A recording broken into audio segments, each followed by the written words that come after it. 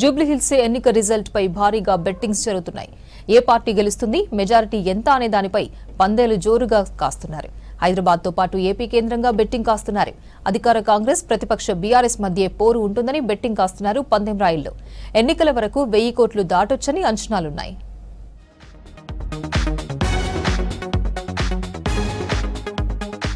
Jubilee Hills bypoll result పై జోరుగా betting సాగుతున్నాయి. Polling ఇంకా 3 రోజులు, ఫలితాలకు వారం టైం ఉన్నప్పటికీ మారుతున్న సమీకరణలకు తగ్గట్లుగా ఎప్పటికప్పుడు గెలుపోటములపై బెట్టింగ్స్ నడుస్తున్నాయి. గెలుపు ఎవరిది, మెజార్టీ ఎంత అనే దాని చుట్టూ కోట్లాది రూపాయల ఆర్థిక లావాదేవీలు జరుగుతున్నాయి.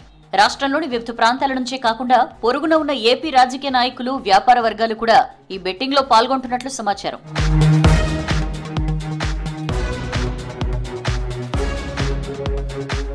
జూబ్లీహిల్స్ బై ఎలక్షన్ సందర్భంగా చేతులు మారే అక్రమ నగదు విలువ 100 కోట్లలో ఉంటుందని భావిస్తున్నారు. నామినేషన్ల ఘట్టం పూర్తయిన నాటి నుంచే పందేలు కాసినట్లు తెలుస్తోంది. పోలింగ్ తేదీ, రిజల్ట్ నాటికి ఈ మొత్తం 1000 కోట్లు దాటినా ఆశ్చర్యం లేదని చెప్తున్నారు. ముఖ్యంగా హైదరాబాద్ లో బంజారాహిల్స్, మాదాపూర్, కొండాపూర్, గచ్చిబౌలి లాంటి ప్రాంతాలతో పాటు ఏపీలోని విజయవాడ, గుంటూరు లాంటి నగరాల నుంచి ఈ బెట్టింగ్ నెట్వర్క్ లో పాల్గొంటున్నట్లు సమాచారం. బెట్టింగ్ నిర్వాహకులు ఎప్పటికప్పుడు ప్రైవేట్ సర్వేలు చేయిస్తూ అంచనాలను బట్టి పందెం రేట్లు మారుస్తున్నట్లు తెలుస్తోంది.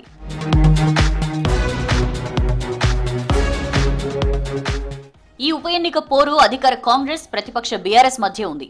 బీజేపీ బరిలో ఉన్నప్పటికీ ప్రధాన బెట్టింగ్ మొత్తం కాంగ్రెస్, బీఆర్ఎస్ పార్టీల చుట్టే తిరుగుతున్నట్లు తెలుస్తోంది. అధికారంలో ఉన్న కాంగ్రెస్ ఈ స్థానాన్ని గెలిచి తమ బలాన్ని నిరూపించుకోవాలని భావిస్తోంది. సిట్టింగ్ సీట్ను దక్కించుకుని బీఆర్ఎస్ తిరిగి గెలవడంతో ఉనికి చాటుకోవాలని చూస్తోంది. దీంతో పందెం రాయిళ్లు ఈ 2 పార్టీల అభ్యర్థులపైనే దృష్టి పెట్టారు. కాంగ్రెస్ అభ్యర్థి నవీన్ యాదవ్, బీఆర్ఎస్ అభ్యర్థి మాగంటి సునీత మధ్య హోరాహోరీ పోరు ఉండబోతోందని సర్వేలు చెప్తుండటంతో పందేల రేట్లు కూడా మినిట్ టు మినిట్ మారిపోతున్నాయి.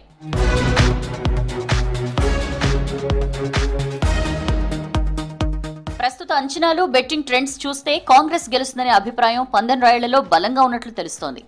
బెట్టింగ్ రేట్లను పరిశీలిస్తే కాంగ్రెస్ అభ్యర్థిపై పందెం కాసిన వారికి తక్కువ లాభం చెప్తుండగా బీఆర్ఎస్ అభ్యర్థిపై పందెం కాసిన వారికి ఎక్కువ రిటర్న్ ఇచ్చేలా బెట్టింగ్ నిర్వహిస్తున్నారు.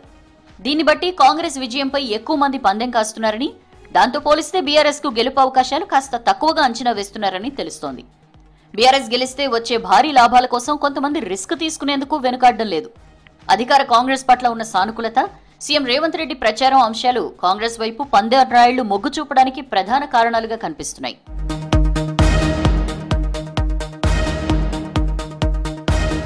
పోలింగ్ రోజు దగ్గర పడుతుండటంతో బెట్టింగ్ వ్యవహారం మరింత ఊపందుకుంది. జూబ్లీహిల్స్ ప్రాంతంలోని కొన్ని క్లబ్లు, ఫామ్ హౌస్లు ఇందుకు వేదికలుగా మారినట్లు తెలుస్తోంది. రిజల్ట్ రోజు వరకు ఈ బెట్టింగ్ వ్యవహారం కొనసాగుతుందంటున్నారు.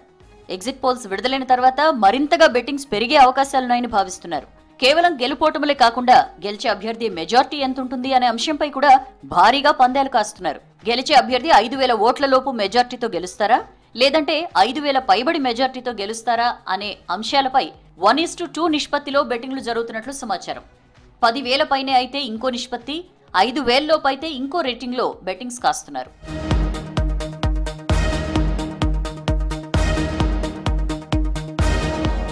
ప్రతి డివిజన్, ప్రతి ఓటర్ల గ్రూప్ బలాబలాలను విశ్లేషించుకుంటూ నిపుణుల్ని సంప్రదిస్తూ బెట్టింగ్ పెడుతున్నారు. ఎన్నికల ప్రచారంలోని చివరి ఘట్టాలు, అభ్యర్థుల ప్రసంగాలు, ఓటర్ల మూడ్ లాంటి ప్రతి అంశం బెట్టింగ్ రేట్లను ప్రభావితం చేస్తున్నట్లు తెలుస్తోంది.